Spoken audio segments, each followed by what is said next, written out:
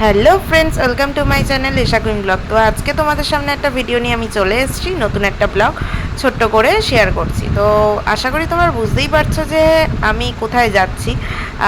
অনেকেই ভাবছো যে ক্যাপশনটা দেখে যে এটা মালদ্বীপস, মানে তাও আবার ট্রেনে করে মালদ্বীপস, মানে কি একটা ব্যাপার। সো হ্যাঁ, আমি ট্রেনে করেই যাচ্ছি। সেটা হচ্ছে আমার যাওয়ার কথা ছিল বসিরহাটে, একজনকে ড্রেস দেওয়ার কথা ছিল।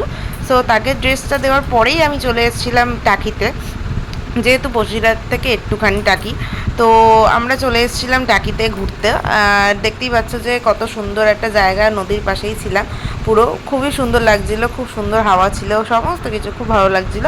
সো এরপরে আমরা যাচ্ছিলাম নদীর পাশ দিয়ে, টোটো বুক করে টোটোয় করে যাচ্ছিলাম। এখানে অনেকগুলো জায়গা আছে ঘোরার। সত্যি কথা বলতে অত সময় ছিল না বলে আমরা যেতে পারিনি, কারণ অনেকটা দুপুরেই আমরা গেছিলাম আর বিকালের মধ্যে বাড়িও ফিরতে হতো। বাট সত্যি রাস্তাঘাটগুলো অনেক সুন্দর, মানে গ্রামের রাস্তাঘাট বুঝতেই পারছো কত সুন্দর। কিন্তু হ্যাঁ, রাত্রিবেলা এখানে পুরো ঘুটঘুটে অন্ধকার, সেটা তোমরা রাস্তাঘাট দেখেই বুঝতে পারছো। চারিদিকে শুধু জঙ্গল আর মাঝখান দিয়ে শুধু রাস্তা বয়ে যাচ্ছে। তাও আমরা কোথায় যাচ্ছি? টোটো করে মালদ্বীপ। এটা সত্যি, টোটো করে মালদ্বীপ যাচ্ছি আমরা। মিনি মালদ্বীপে যাচ্ছিলাম, যেটা টাকিতে আছে। অনেকেই হয়তো জানো, অনেকেই জানো না।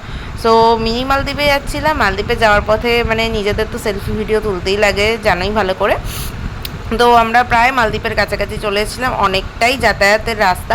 কিন্তু হ্যাঁ, এখানে যদি তোমরা অনেকগুলো স্পট আছে, 6-7টা যদি স্পট ঘুরে দেখতে চাও টোটোয় করে বুক করে, সেখানে 300-350 টাকা মতো চার্জ রয়েছে ওদের।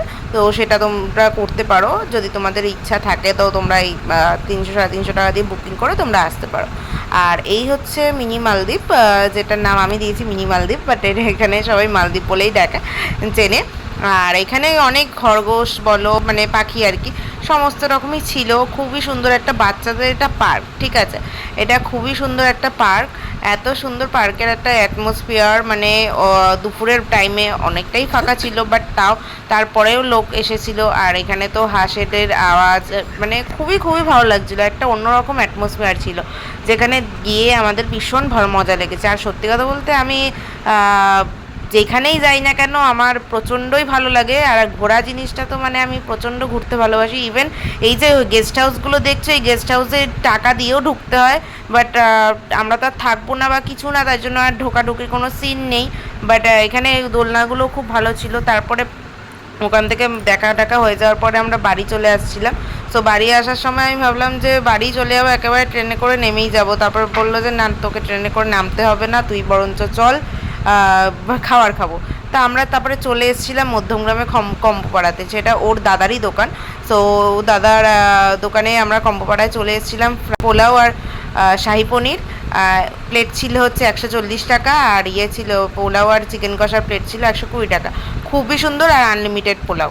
তো খুবই ভালো লাগছিলো। তারপরে আমি বাইকে করে চলে গেছিলাম বাড়ি। আমি বললাম যে চল বাইকে করে বাড়ি যাব। তো দেন বাড়িতে যাব, তারপরে আমাকে অটোয় তুলে দিল, আমি অটো ফটো করে দেন 1 নম্বর নেমে, তো এই আমি বাড়ি যাচ্ছি এখন। তো চলো এখন টাটা। সারাদিনে প্রচুর পরিশ্রম হয়েছে, তো চলো টাটা, বাই।